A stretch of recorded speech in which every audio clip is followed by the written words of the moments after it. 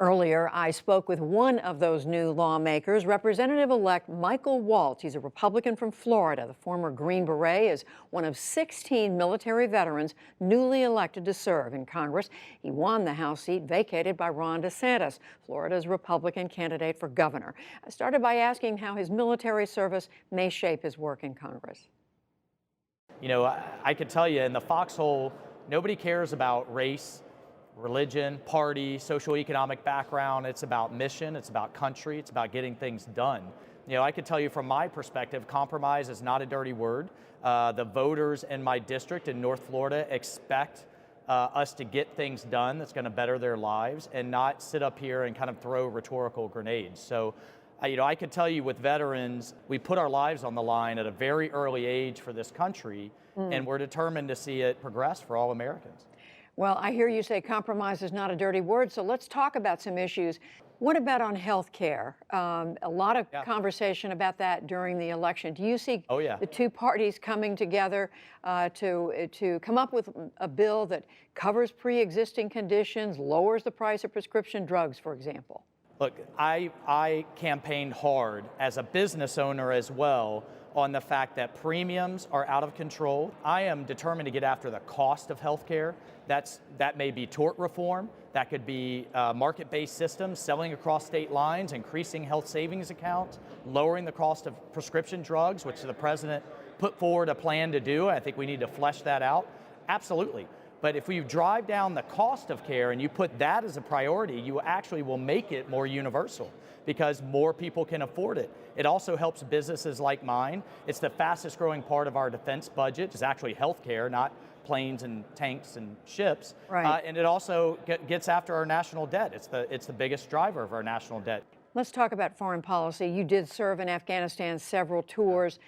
Given how long the United States has been there, given the ongoing casualties inflicted by the Taliban, should the U.S. stay there longer, or is it time to come home?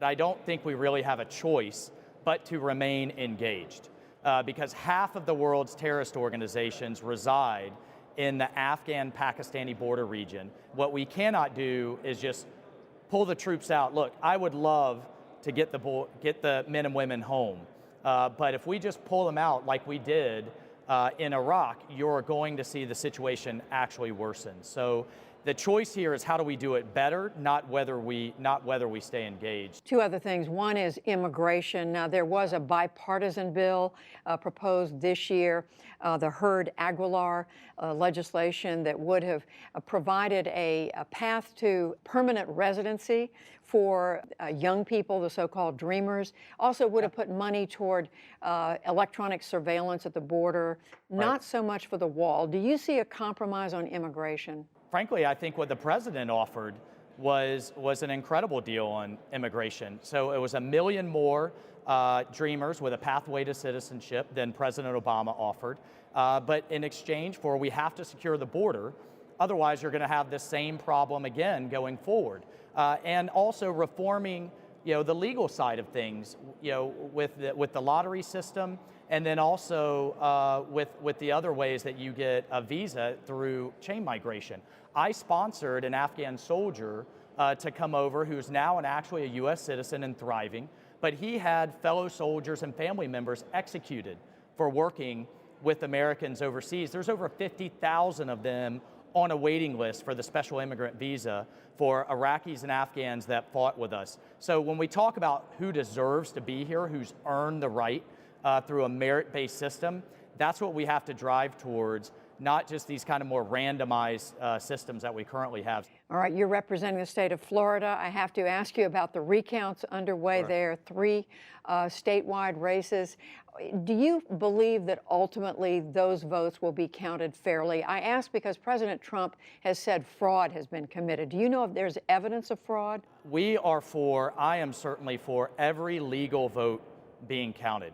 That is the heart of our democracy. That is the democracy I've fought and all veterans have fought to defend for our entire nation's history. But this problem in Broward County and West Palm has happened cycle after cycle after cycle. So there needs to be some accountability there, whether it's negligence or malfeasance. Something is very wrong because it continues to happen. So I think we need to get to the bottom of what the issue is and stop it from moving forward so we don't keep having this problem. The voters deserve better.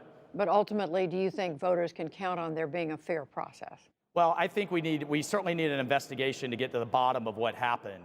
And I'm confident that we are going to have a fair process going forward. All right, Congressman-elect Michael Waltz. Again, congratulations. Thank you. Thank you. Thank you. God bless.